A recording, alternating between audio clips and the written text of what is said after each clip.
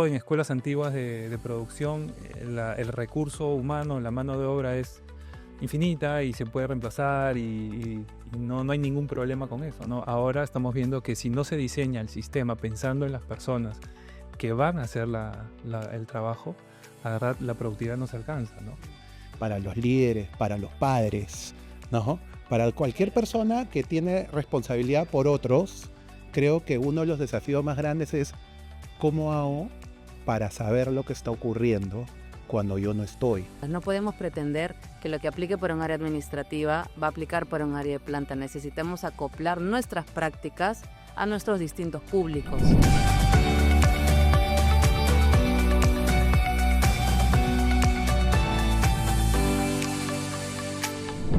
Hola, bienvenidos a un nuevo episodio de Evolución Asertiva. Hoy vamos a enfocarnos en un tema de cultura de productividad en planta. ¿Personas o sistemas? Vamos a explorar el mundo industrial, qué particularidades tiene, qué exigencias en los líderes, si hay diferencias, si hay alguna prioridad que termina siendo real y que a veces no vemos. Y para eso, hoy nos acompañan Jorge Vildoso. Él es gerente de talento y experiencia de empleado en Arca Continental Lindley. Y nos acompañó también Gianfranco Delle Piani, gerente de recursos humanos de Trupal. Y en nuestro nuevo formato de podcast estamos co-hosteando estos espacios con las líderes de Asertiva. Y hoy nos acompaña nuestra líder de cultura y talento, nuestra querida Fernanda Jaramillo, con quienes hemos descubierto aquí con los invitados que tenemos historias cruzadas, personas conocidas, así que esperemos que disfruten de esta conversación. Entonces, muchas gracias, Jorge y Gianfranco, por acompañarnos. Y para empezar, nos gustaría que se presenten, que quienes nos están escuchando sepan de ustedes. Y de repente, Jorge, nos puedes contar tú primero cómo llegas a este mundo de personas y si siempre has estado en gestión humana o qué te llevó al mundo de personas. A ver, sí, primero que nada, gracias por la invitación. Y me parece súper chévere el tema que vamos a tocar porque resuena mucho con mi historia justo profesional, porque yo soy ingeniero de formación, soy ingeniero de alimentos, ¿no? Siempre trabajé en planta, eh, me especialicé también en cursos técnicos, ¿no? O sea, toda mi vida mi vida, digamos, profesional comienza con esta experiencia trabajando en el piso de planta, ¿no? De plantas de producción principalmente. Em, y de hecho, yo trabajaba en una cervecera muy grande y me estaban especializando, digamos, en el mundo de la cerveza. Y cuando yo regreso de estudiar, después de haber estado casi un año fuera del país, al poco tiempo me invitan a pasar al área de personas, al área de gente en ese momento, ¿no? Entonces, eso debe haber sido en el año 2007, ¿no? Y desde entonces, pues, primero aprendí mucho, ¿no? Sobre, digamos, los procesos y lo que hacía el área de gente, porque honestamente al inicio, y yo siendo muy joven, iniciando mi carrera profesional, pues no conocía a qué se dedicaban las diferentes áreas de una organización, ¿no? Tal vez no tenía necesariamente un conocimiento de cómo funcionaba una organización, cómo interactuaban entre sí todas las Además, tú áreas, todos estás sus procesos. entretenidísimo con el lúpulo, ¿no? Absolutamente. Mi Todas mundo las era el lúpulo, las levaduras, levaduras, ¿no? claro. La productividad, la eficiencia, ¿no? Y por supuesto, sí, es cierto, los equipos de trabajo, porque efectivamente, pues todos los resultados, todo lo que conseguíamos siempre se hacía a través de las personas, ¿no? De manera intuitiva, de alguna forma, pues sabía que tenía que, si iba a ser exitoso, iba a ser a través de los equipos que manejaba, ¿no? De las personas que trabajaban conmigo. Bueno, y ocurre la magia de cuando uno entra al mundo de personas, ¿no? Que se queda. Sí, claro, totalmente, absolutamente, ¿no? Cuesta, o sea, Claro. es complejo, ¿no? Empiezas a pasar de, no sé, pues de analizar unas cuantas variables, digamos, o a analizar complejidades, ¿no? Tal cual.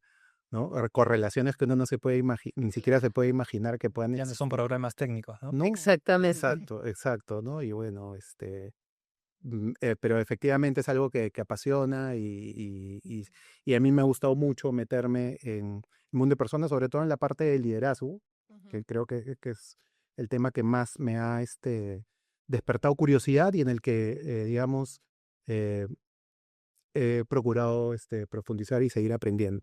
Fabuloso. Buenísimo. Gracias, Fabuloso. Jorge. Gianfranco, y en tu caso, vamos a ver si sacamos algunas conclusiones de Sí. y qué prácticas inclusive están resultando por ahí en el mundo de gestión humana, en el mundo industrial En el en mundo industrial, particular. sí. Es bien interesante la historia de Jorge. Estuvimos compartiéndola hace un rato y nada, resueno con eso también. Soy ingeniero industrial de profesión, de formación, y comencé mi carrera en el área de operaciones, ¿no? No en una planta, pero sí en una, digamos, en una operación de distribución muy grande, diseñando procesos, revisando estándares de productividad, viendo cuáles son los mejores flujos de movimientos en un centro productivo también. Y intuitivamente, he de decir, al inicio de mi carrera, la forma de resolver problemas siempre estaba atada a cómo los equipos se gestionaban y cuánta presencia dentro de la operación había de los líderes que tenían referencia y podían influir en la operación, ¿no? Cosa que uno lo da por hecho a veces, ¿no? No se cuestiona, pero me comenzó a ir razonablemente bien en la parte de operaciones porque basaba mi gestión en que los equipos funcionaran bien, que las personas tengan un contexto en el cual se puedan desarrollar y naturalmente eso daba resultados, ¿no? Operaciones complejas al inicio y así fue creciendo hasta que llegué a Nestlé, que es una transnacional grande de alimentos que tiene unas prácticas muy, muy interesantes, creo, de personas. Y cuento corto, tuve la oportunidad de pasar al área de recursos humanos desde la función de Business Partner, que es como la función que más está cerca del negocio, pero tiene que proponer soluciones para que recursos humanos las pueda implementar de manera eficiente. Entonces ahí llegué a recursos humanos, no me fui más. Y yo tengo alrededor de 25 años trabajando, de los cuales diría yo 10 en operaciones y 15 ahora en recursos humanos, ¿no? Ahora estoy en una empresa industrial grande, después de haber estado en otra de consumo masivo importante en el Perú. Viví en el extranjero y me vine aquí ahora a Trupal, ¿no? Como líder de recursos humanos, una empresa industrial compleja que tiene 5 plantas, que seguramente conversaremos en un rato, pero son retos muy interesantes, ¿no?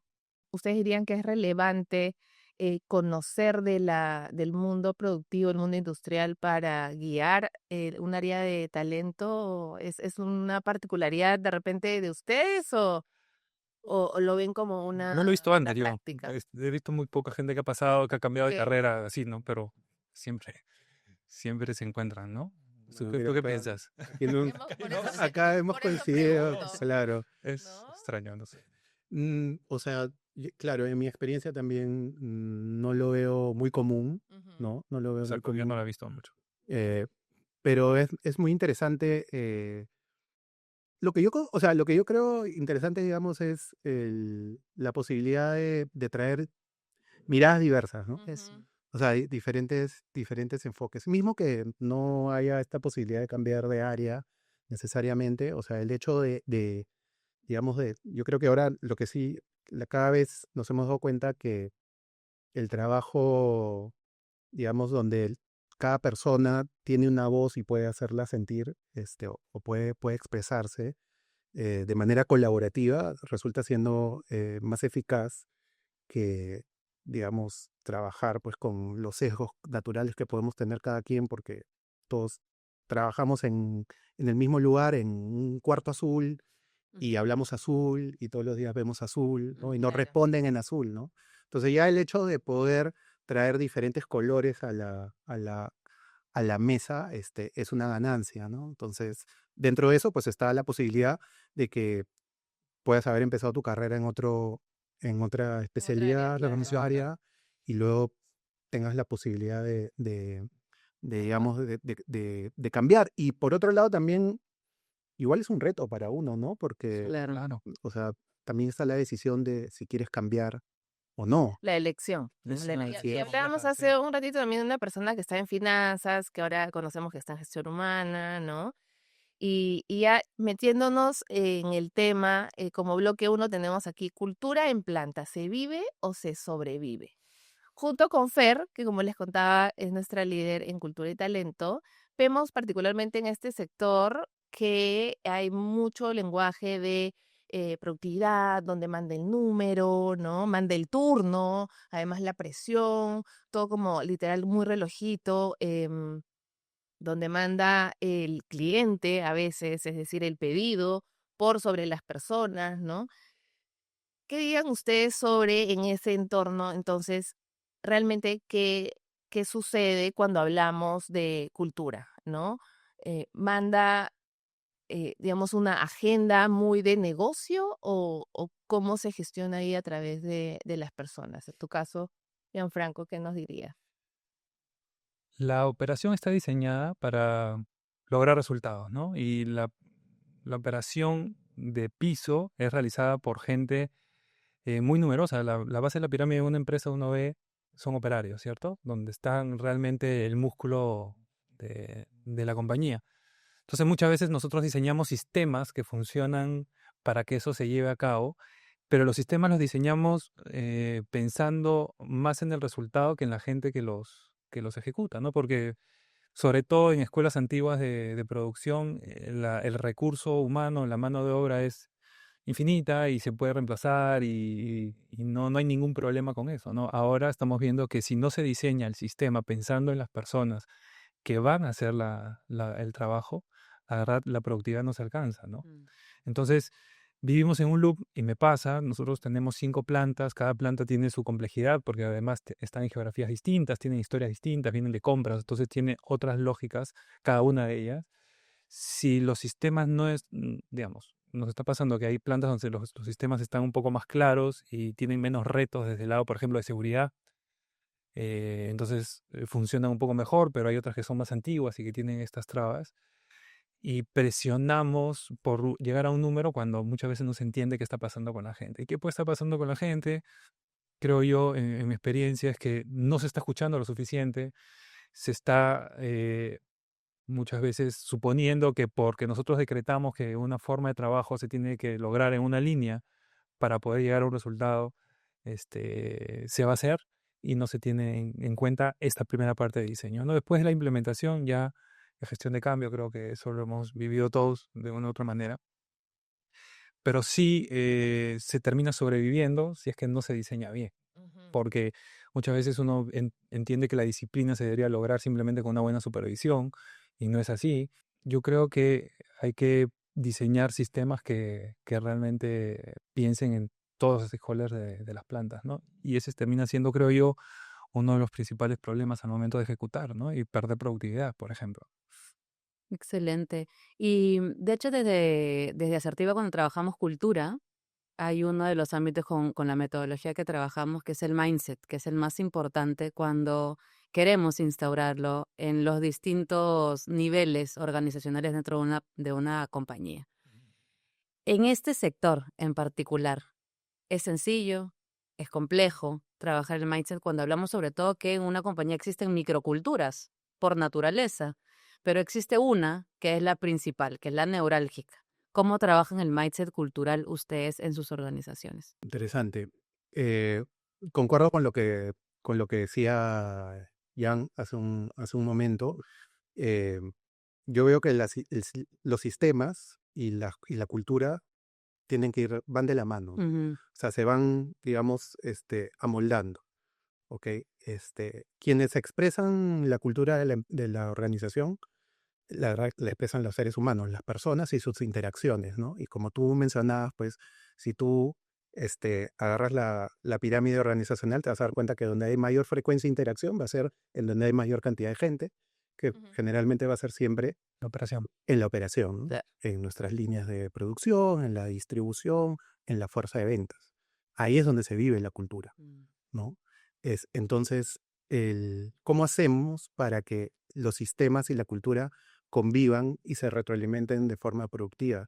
Desde mi experiencia, el punto neurálgico son las personas y principalmente son los líderes, ¿no? ujú, Entonces, los líderes son los que realmente con los que trabajamos y fortalecemos, al menos en nuestro caso, para que se realice este ajuste y se logren estos equilibrios necesarios que permitan que la cultura fluya en, en contextos de premura, en contextos de, digamos, de reducción de recursos, Costos. ¿no?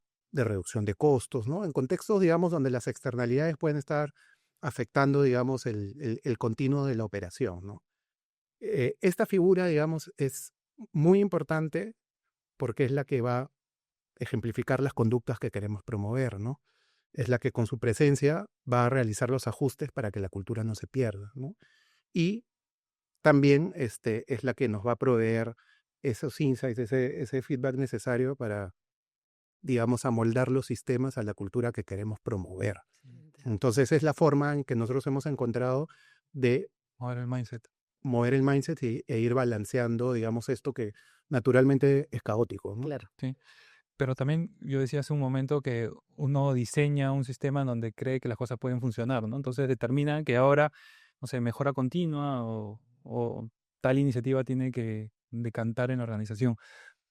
Pasa, por lo menos en mi experiencia, que en las empresas industriales que tienen, creo yo, una historia, predomina el conocimiento, ¿no? Entonces la gente que lidera plantas normalmente es la gente que sabe más. ¿Por qué? Porque son plantas que tienen 30, 40 años. Entonces, el valor que le da la cultura, el conocimiento es muy alto, ¿no? Entonces, tienes al gerente de planta el que sabe más.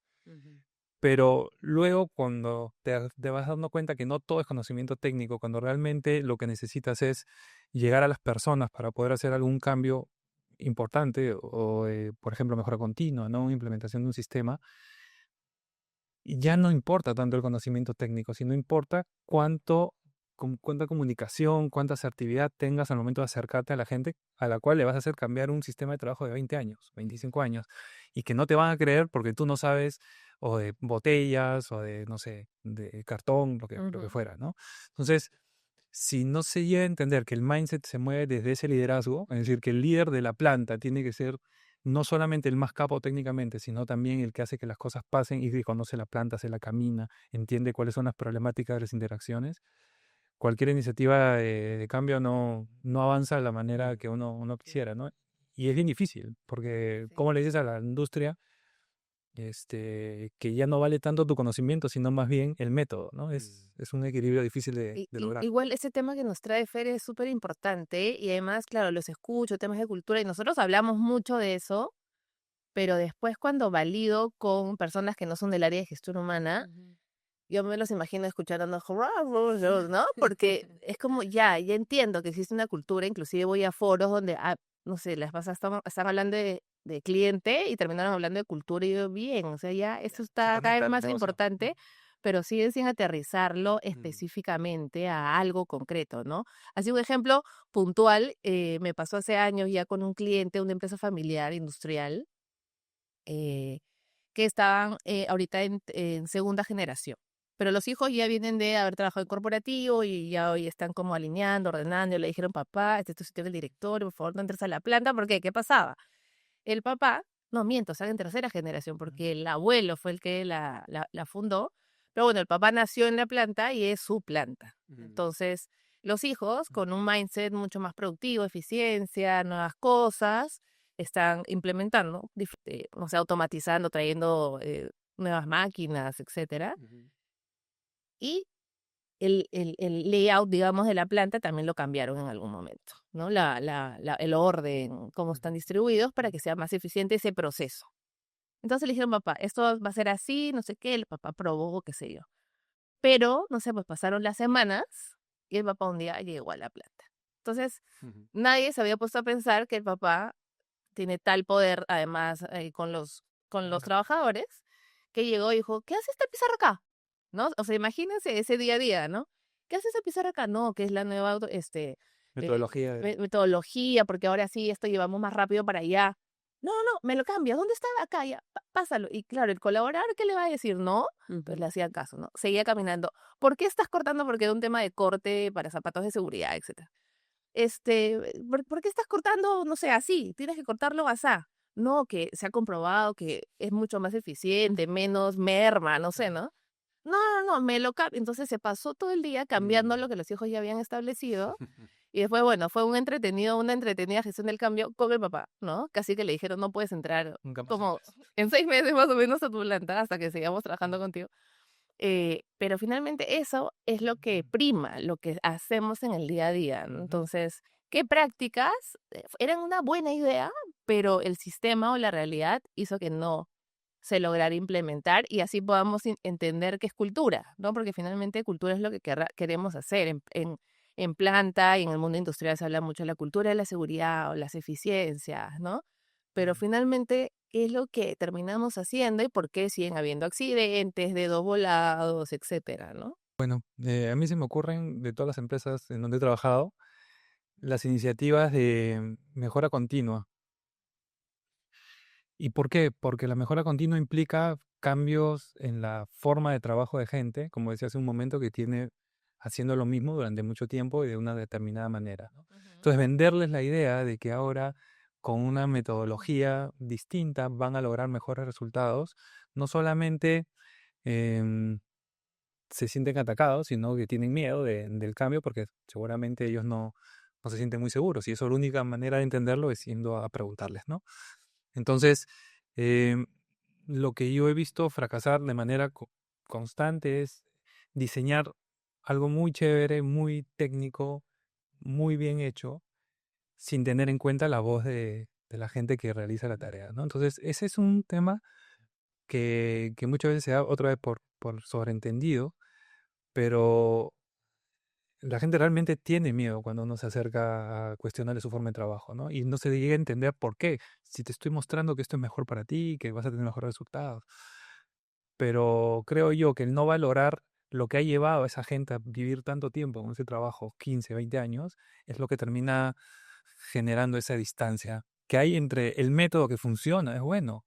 Los métodos de mejora continua, todos, hasta donde yo sé, son buenos, pero en empresas grandes, no tan grandes, los he visto fracasar una y otra vez porque no se tiene en cuenta que, otra vez, la gestión de cambios, si quieren hacer un poco más técnico, no se está llevando de una manera Muy más centrada en la impositivo, persona, y en positivo, ¿no? claro. Hay algo que yo siempre le digo al equipo con el que trabajo, es lo que ha llevado a esta gente a lograr los resultados que tienen ahora, hace que tenga un valor intrínseco. Nosotros tenemos que valorar lo que se ha logrado, para bien y para mal, y sobre eso construir, no venir a destruir, mira, yo tengo una cosa mejor que va a funcionar. Ujú, ujú. Y ese approach a veces lo tenemos con métodos, ¿no? Métodos nuevos y decimos que viene la solución, pero no necesariamente es así, ¿no? Es en mi experiencia, no sé. Sí. No, y también me resuena mucho lo que comentas de valorar lo que los ha traído hasta acá, Ujú. ¿no? Porque o sea, lo que yo creo es que o me ha pasado mucho a mí que me encuentro con que las personas solamente aceptan el cambio o solamente cambian aquello que no les afecta su esencia o lo que persiguen como su esencia, ¿no? Como no quieren, lo que no estás dispuesto a perder A de ti, negociar, ¿no? claro. Exacto, ¿no? Entonces, por asegurado eso, Mm, digamos, acepto cambios, ¿no? Acepto cambiar algunas cierto. conductas, algunas prácticas, etcétera. Entonces, valorar o reconocer, digamos, esa historia que finalmente hace parte de tu esencia, creo que es lo que facilita mucho, digamos, implementar, digamos, cualquier mejora, cualquier innovación que se quiera hacer, sobre todo en el mundo productivo, donde se valora mucho justamente la experiencia y el conocimiento técnico que tú decías, que tú mencionabas hace un rato, ¿no? Mm, Eh, yo lo que creo es que la cultura no se puede construir o no se puede diseñar, digamos, en el corporativo. O sea, todas estas prácticas eh, funcionan cuando las trabajas, digamos, en conjunto con la gente de la operación, con el usuario, ¿no? Con el usuario final, digamos, Que se ¿no? sientan parte de ese diseño. Totalmente, claro. totalmente, ¿no? Que sepan lo que van a tocar, lo que van a vivir, lo que van a caminar, etcétera, ¿no? Lo que van a hacer reduce mucho, digamos, esa percepción de que vas en contra de su esencia, ¿no? Facilita mucho el que ellos estén ahí sentados expresando lo que ellos consideran que es valioso, digamos, adoptar, Ujú. ¿no?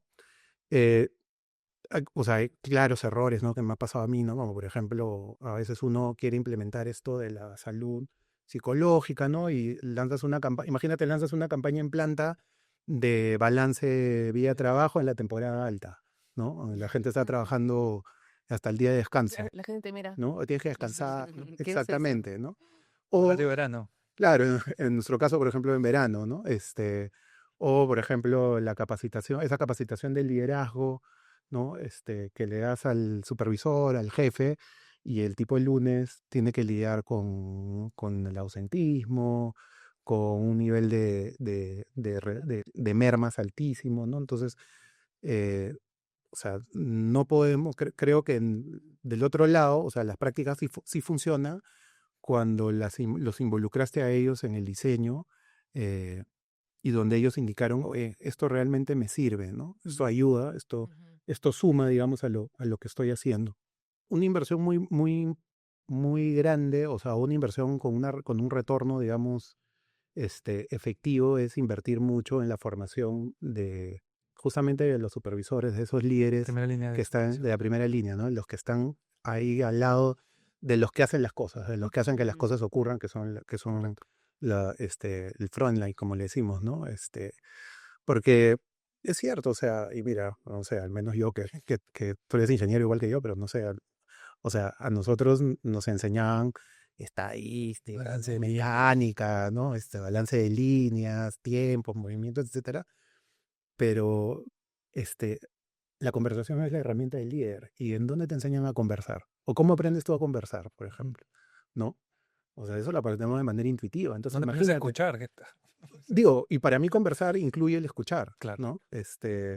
Pero claro, Vaya. o sea, yo he estudiado en la universidad, he ido a una maestría, etcétera, lidero equipos y me doy cuenta que lo que genera mi relación, la relación que yo entablo con mi equipo, es el cómo converso con ellos, ¿no?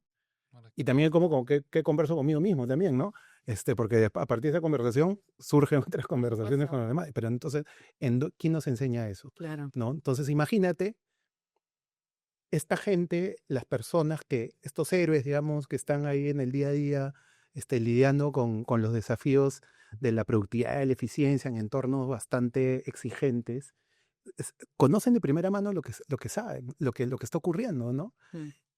Pero la única forma de obtener, de aprovechar, digamos, ese conocimiento y de potenciarlos, además a ellos, es a través de estas interacciones, de la conversación, te diría, ¿no? Entonces, algo que para mí funciona mucho, o que he visto, y te lo digo que yo he sido supervisor de producción, es claro. el que tú, digamos, puedas aprender y puedas empezar a utilizar esas herramientas, ¿no? Que realmente para mí son un game changer total, ¿no? Porque Súper. empiezas a ampliar tu mirada, ¿no?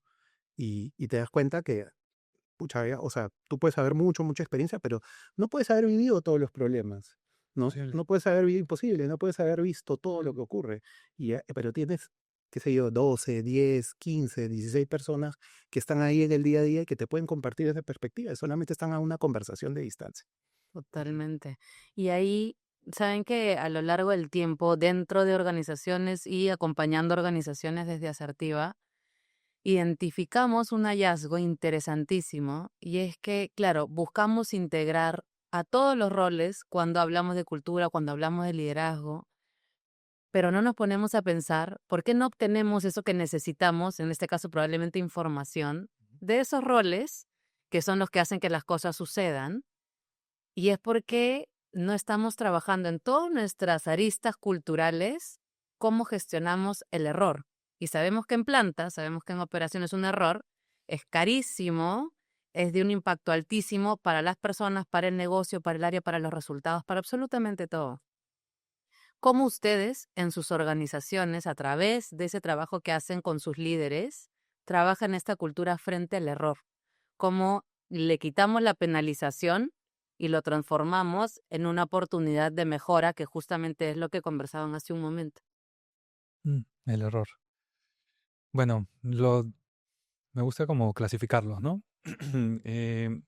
Los errores, digamos, de producción van a terminar si tienes un sistema de mejora continua en un ACR, ¿no? Análisis de causa-raíz, y que debería buscar resolver el problema. Entonces, se tiene que instaurar una cultura y se tiene que trabajar en eso mucho.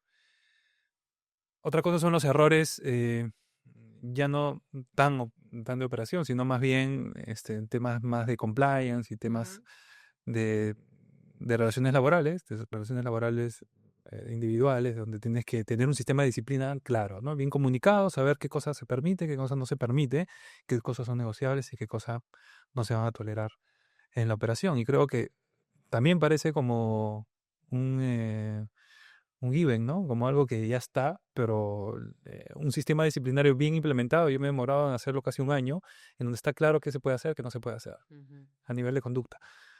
Y asegurar que se instale dentro de la organización y sobre todo de los supervisores una buena metodología de análisis de causa-raíz para poder determinar de dónde viene, ¿no?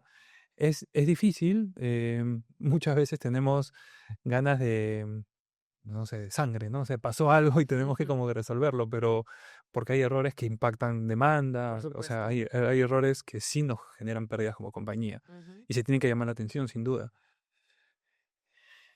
Pero creo yo, por lo menos en mi experiencia, que mientras más claras estén las cosas que se pueden tolerar y bien estipuladas, con un buen, ¿no? Con un buen detalle, las cosas funcionan un poquito mejor, ¿no? Que se puede tolerar como organización. Y eso, no sé, tienen sindicatos, tiene que estar bien conversado y bien negociado con los sindicatos, porque si no se tiene eso bien acordado, tú puedes instaurar un sistema de mejora continua y lo primero que te van a decir, ¿me estás midiendo para qué?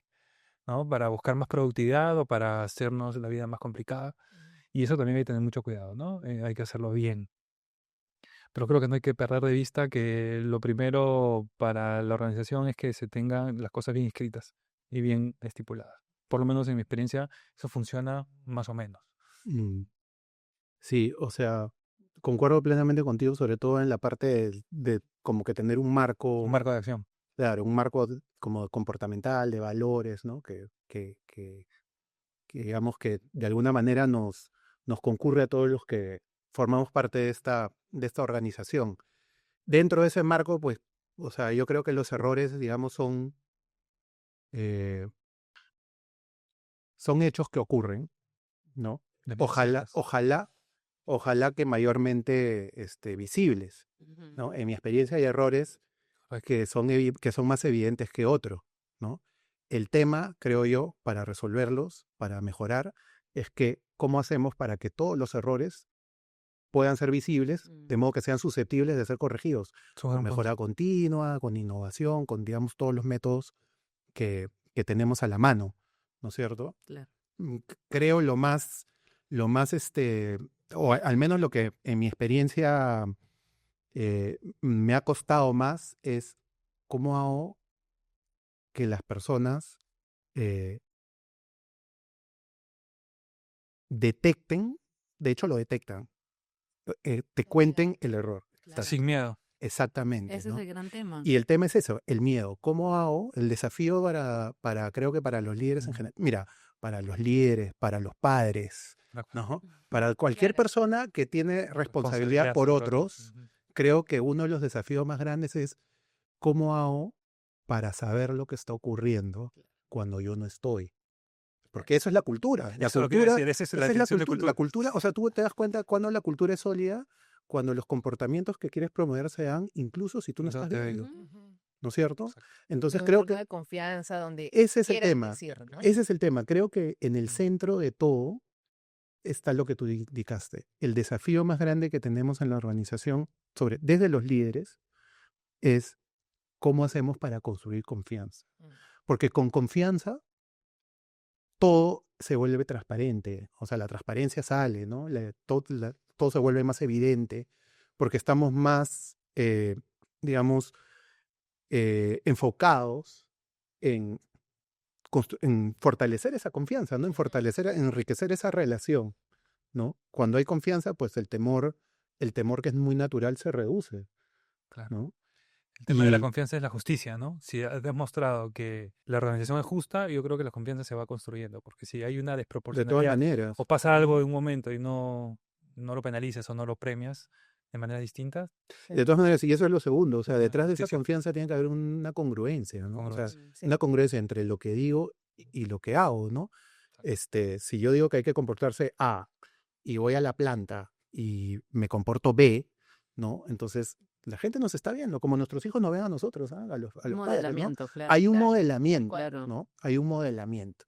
Entonces, es crítico, digamos, el cuidar mucho, digamos, esa congruencia entre lo que quiero promover, lo que está escrito y cómo se comportan las personas que modelan esas conductas en nuestra organización, en la planta, en la calle, donde sea, ¿no? Esa parte es la muy importante. integralidad del ser humano, finalmente, ¿no? Cómo somos y hacemos en base a valores. Y claro, cuando estamos en una empresa hay una serie de valores como compartidos que son los de la cultura, ¿no? Y me gusta a dónde, Moderados. exacto, lo que tenemos que modelar. Y me gusta a dónde está, digamos, yendo la conversación, porque también otra realidad del sector industrial, digamos, es los diferentes perfiles que tenemos, ¿no? Los que están con roles mucho más operativos y hablándole de la integralidad humana, el entorno y el nivel educativo que también puedan tener, qué modelos ellos puedan tener dentro de su entorno más personal, familiar, y los otros perfiles que, digamos, normalmente llamamos como los más profesionales, los administrativos, que son los que, entre comillas, tomamos las decisiones o cambiamos esos procesos sin escuchar ese operario, por eso no funciona, pero es que un proceso que nos toma tiempo darnos cuenta también.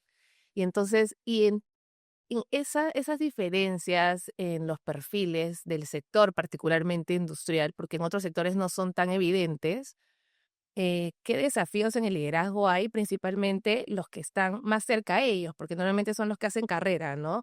Estuviste, no sé, el operario nivel uno, el más operativo, lo fue creciendo y de pronto, sin una mayor, digamos, modelamiento o conocimiento, preparación, ya tienes como 10 a cargo, ¿no? Ujú. Entonces, y es lo que también ustedes decían, ¿no? Está ese reto. Pero entonces, ¿qué tenemos que empezar a hacer o qué han empezado a hacer con ellos para habilitarles herramientas de liderazgo, ¿no? En lo que se puede entender como liderazgo en ese sector. Y a veces 10 a cargo con los que en algún momento trabajaste mano a mano. Era FARC. Part, ¿no? Sí. También. Bueno, quien tiene la respuesta a eso creo que se vuelve millonario. Pero lo que decía Jorge hace un momento, ¿no? Es importante. Formar a los líderes que están en contacto directo con la gente es bien importante, ¿no? El año pasado tuvimos que tomar una decisión de cómo partir esta formación, porque qué significa formar, qué haces, cómo lo agarras, ¿no? Hicimos lo básico, ¿no? Por ejemplo, lo primero que miramos fue relaciones laborales, ¿no? Relaciones laborales enmarcadas en qué puedo hacer y qué no puedo hacer como supervisor, ¿no? ¿Cuáles son mis límites en el día a día? ¿Qué instrucción puedo dar? ¿Cómo las puedo dar? Saber el marco regulatorio, porque si bien es cierto, los sindicatos son organizaciones que favorecen el bienestar de los operarios y eso buscan en su mayoría, eh, ¿por qué la empresa no los puede resolver directamente, ¿no? Y por eso terminan formándose, ¿no? Entonces, ¿qué tiene que hacer el supervisor para que esa relación sea buena? Entonces, hicimos un curso de relaciones laborales con cápsulas que se entregan de una manera bastante precisa y intentando que los líderes que están en contacto lo puedan manejar de una mejor manera. Hicimos una capacitación muy sencilla en feedback de cosas que se pueden decir, cómo se debe decir, en qué Herramientas momentos, concretas, claro. herramientas bien concretas de feedback para el nivel en el que trabajan todos los días. Y algunas otras cápsulas que repetimos y repetimos y repetimos para que eso funcione de una manera, digamos, más fluida. Temas de comunicación muy básicos y sobre eso tratar de esperar un mejor resultado, ¿no? Pero donde nos gastamos bastante tiempo ahora último es en la parte de la selección. Tratar de ver que las personas que ingresen piensen lo más parecido posible a nosotros, porque es más fácil hablar con personas con las que piensas parecido para que eso sea un proceso más natural, ¿no? En esos frentes estamos trabajando. Sí, o sea, creo que la formación es muy, muy importante en cuanto a la actualización tecnológica, los conocimientos. Eh, hay digamos, hay un aprendizaje muy rico que se da por la experiencia misma, ¿no? Nosotros tenemos un modelo en el cual valoramos mucho que el aprendizaje se dé mayormente por experiencia, o sea, por vivir, digamos, el trabajo, por así decirlo, ¿no? O sea, entonces, eh, y parte de esas experiencias es que puedas vivir también, que tengas la oportunidad de liderar también, digamos, equipos, de liderar, digamos, proyectos, iniciativas, ¿no? Pero vuelvo a lo que comentaba hace un momento. De manera muy práctica, creo que nosotros lo que estamos trabajando para que fluya de alguna manera nuestra organización es, estamos trabajando mucho en cómo interactúas, ¿no? Cómo interactuar entre seres humanos. Ujú. O sea, creo que la industria es como que la más sensible a los cambios tecnológicos, ¿no? O sea, obviamente ahora con mayor rapidez hay renovaciones de equipos de tecnología Ujú. aplicada Procesos que a la no estaban industria. automatizados y ahora sí. Exacto, Claro. entonces ahí es donde parece cliché, pero en realidad el diferencial sí está en aquellas personas que sepan maximizar la relación humana, ¿no? Y si tú te pones a pensar, tú hablas de relaciones laborales, no hay nada más artificial que una organización, ¿no? O sea, si tú, no sé, si viene un marciano, digamos, y ve una empresa, ¿qué es lo que va a ver? Va a haber gente interactuando, ¿no? O sea, Ujú. ¿cómo saber si es una empresa sin haberle puesto el título de empresa y Claro. si tú no estás ahí, ¿no? Presión O sea, al social, claro. final, claro, al final la organización viene siendo como cualquier conjunto de interacciones y de relaciones humanas, es un conjunto de relaciones humanas. ¿Y cómo construimos esas relaciones? A través de nuestras interacciones, más concretamente a través de nuestras conversaciones, Buenísimo. ¿no? Si tú quieres mejorar la calidad de las relaciones, con cualquier etiqueta que le quieras poner, familiares, amicales, laborales, ¿no? Mejora la calidad de tus conversaciones. Ahí es donde estamos haciendo foco nosotros, ¿no? Que, como te decía hace un rato, ¿no? En mi experiencia escolástica, o sea, yo no recuerdo haber llevado nunca un curso de conversaciones y sin embargo me doy cuenta que es lo que más uso en la empresa, ¿no? O sea, Asumimos que lo hacemos bien porque el ser humano Naturaleza humana. habla, traes, claro, pero pero no traes una necesariamente serie que de comunica. historias que marcan la forma que conversas, ¿no? Ujú, La entrevista de reclutamiento y selección es una conversación. ujú, La venta, la preventa, la prospección comercial es una conversación ujú, pautada. La negociación de compras es una conversación. ujú, Un ujú. jefe mío me decía, oye, un porcentaje de tiempo que yo le dedico a actividades en la empresa, te diría que el 90% de mi tiempo es Conversación.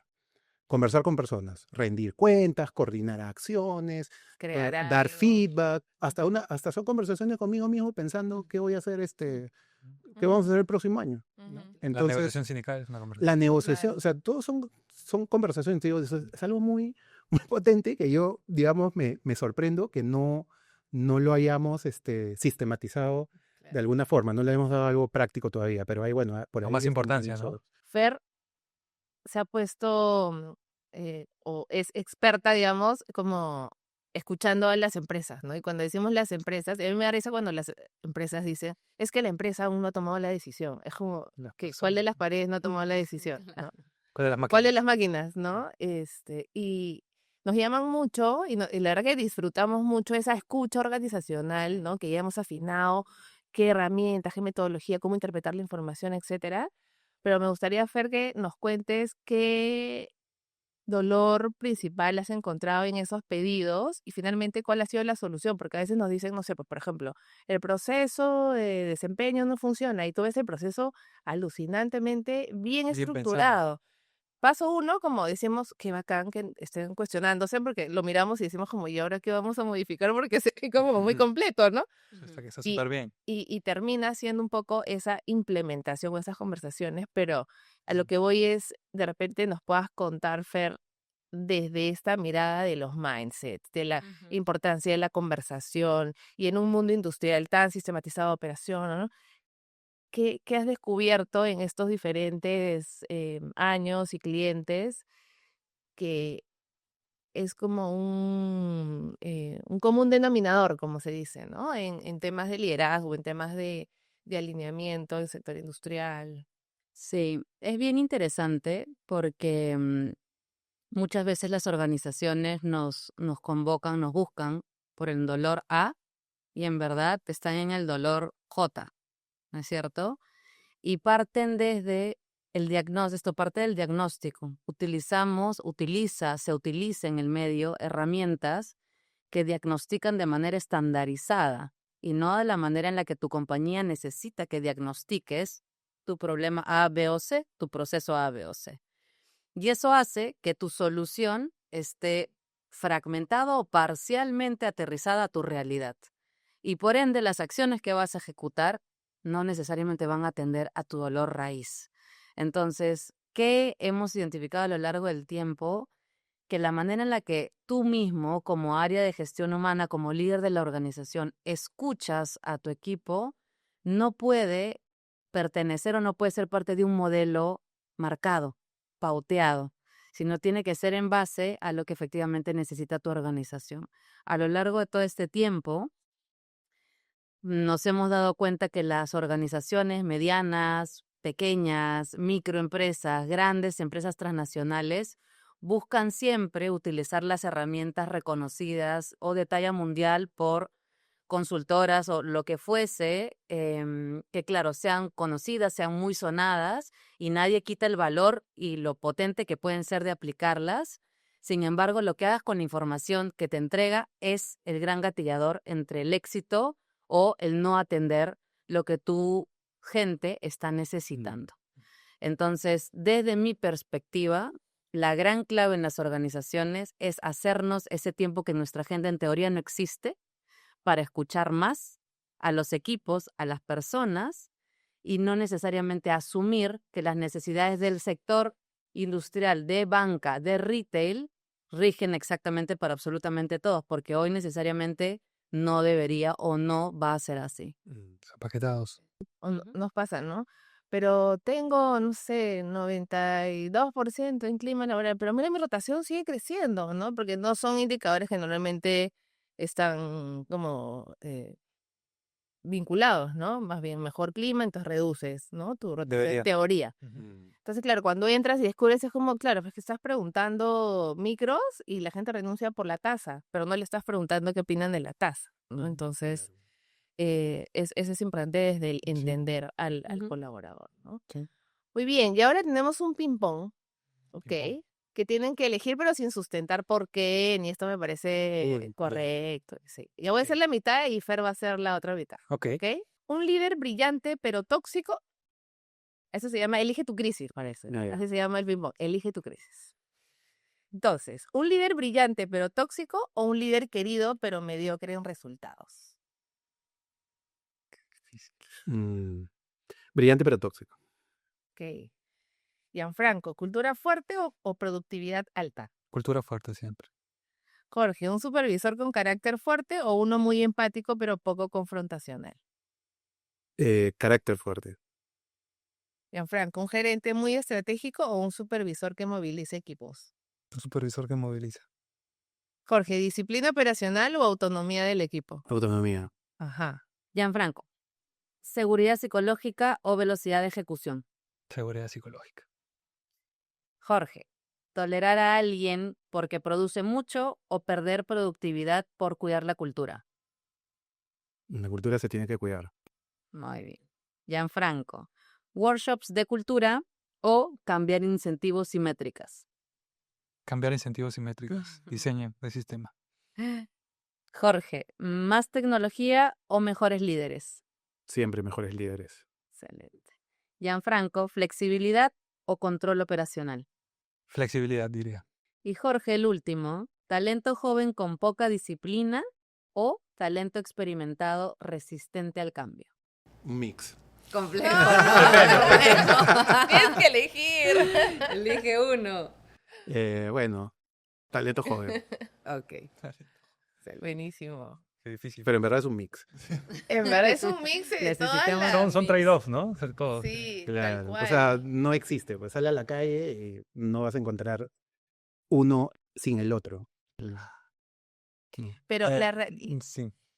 cuando hacíamos un poco el guión y qué temas tocar, es como, claro, siempre es muy deseable la flexibilidad y la coherencia, la cultura, los liderazgos, pero cuando uno está en la planta, o sea, la verdad que está turno, eficiencia, la merma, tiquitita.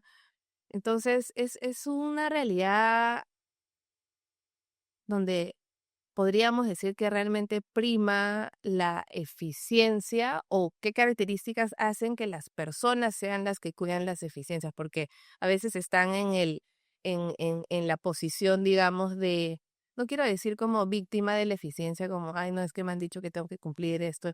Y la merma, ay, me estoy pasando de la merma, entonces ahí es donde empiezan a salirse del proceso para cuidar algún indicador específico.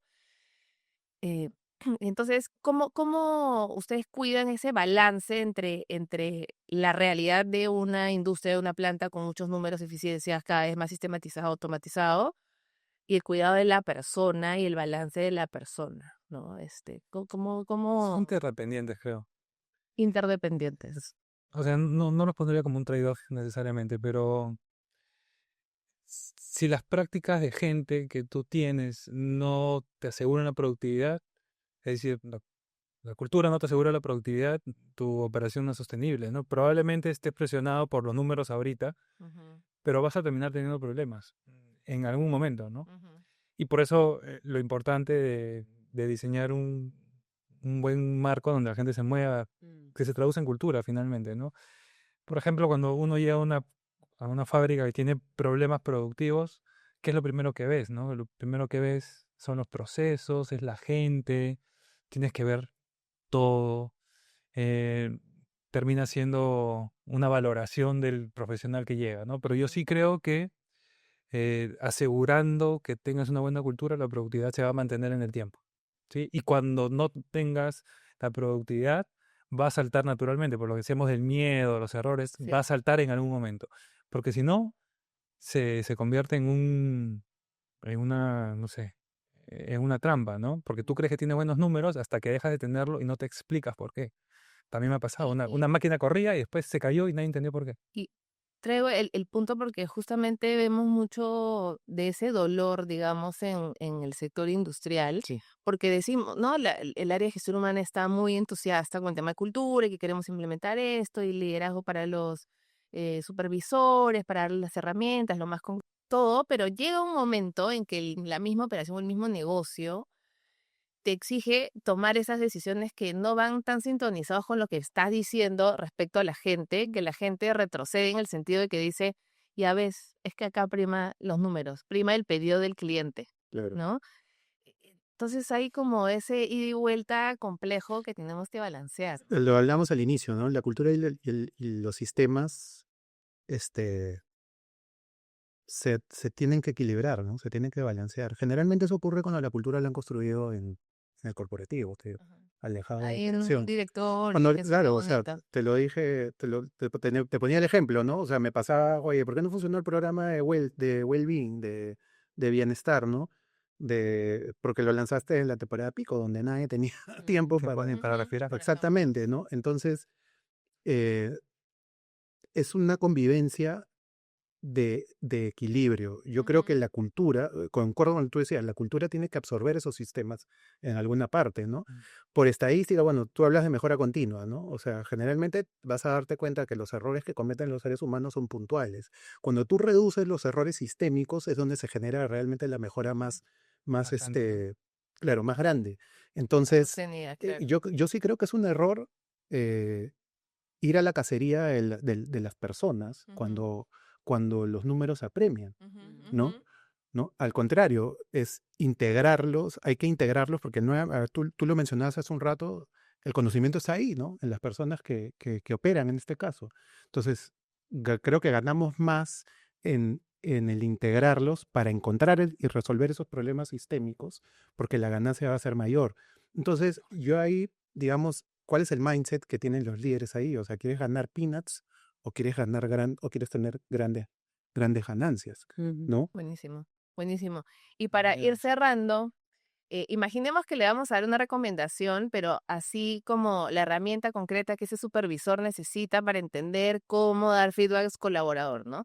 Vamos a dar unas herramientas, o sea, una herramienta, pero una recomendación, pero lo más concreta que ustedes puedan para esta gestión de cultura coherente, sostenida en un entorno donde, bueno, todas las empresas apremian los resultados, pero se vive mucho más presente en un sector industrial, ¿no? ¿Qué recomendación darían como Para dar feedback. sí o sí hacer? Mm. No para feedback, sino en general para instalar un tema de personas, de cultura, Para lograr los cambios que tú sostenida, quieres, ¿no? para lograr el objetivo que se tenga como compañía, ¿no? Mm. Lo vivo, por lo menos en mi realidad. El gerente de planta tiene que estar mínimo 2 horas diarias en el piso. Mínimo, Mm. mínimo. Y ahí levantar los puntos de dolor, saber exactamente qué está pasando en su planta. No que el supervisor le No, cuente qué pasó y le diga. le digo que en mi experiencia lo que he visto es que se pierde un montón de tiempo cuando no eso no pasa. Buenísimo, súper. Sí, o sea, yo concuerdo, o sea, yo iba a decir justamente presencia, el líder, ¿no? Presencia, congruencia, ¿no? Porque hablamos de modelamiento y reconocimiento, ¿no? Reconocimiento / feedback, si quieres, Ujú. ¿no? Que es, digamos, la forma en la que vas a modelar, digamos, o vas a promover la conducta o vas a colocar el límite cuando es necesario. Ujú. Buenísimo. Eso. Y en tu caso, Fer, como cierre, ¿qué nos puedes contar sobre la gestión de personas en industria, ¿no? Un poco estos dolores que vemos comunes. A veces con Fer decimos, entramos a una empresa empresaria, ponemos play y nos dicen a veces cosas muy parecidas.